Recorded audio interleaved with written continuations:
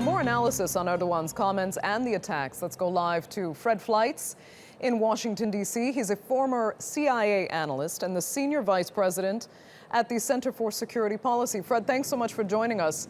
First, I just want to get your take on what Erdogan has said. Could it be that blatant that Belgium basically reversed Turkish intelligence, stating that this man was a terrorist? Well, it's to Turkey's credit that it tried to flag this. I think this is one of several indications that this was a major intelligence failure, that there were indications that a terrorist attack was coming, and the incompetent Belgian security services simply didn't act on these indications. Is it that simple? You just believe that the Belgian security services and Turkey has said before that they had indicated to France and the Netherlands that these services are just incompetent. They can't do this job properly.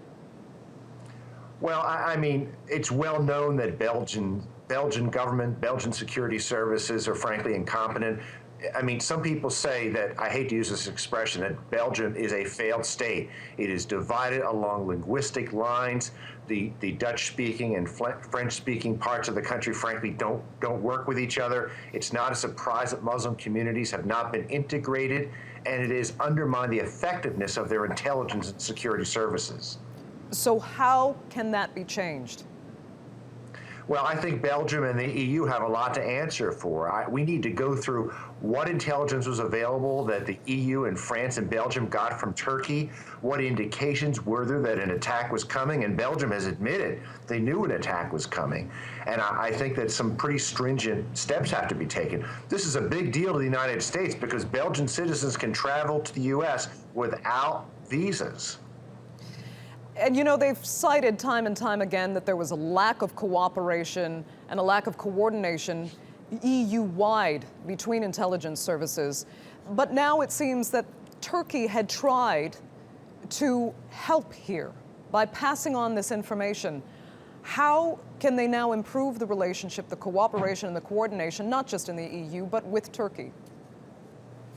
Well, I mean, as I said, Turkey deserves a lot of credit for taking this step. I think there should be immediate consultations between the Turkish government and EU governments on how to better share information.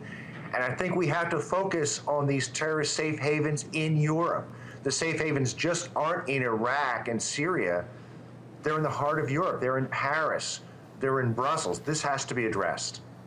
Okay, Fred Fleitz, unfortunately, we're going to have to leave it there. I'd like to thank you so much for joining us and sharing your analysis from Washington.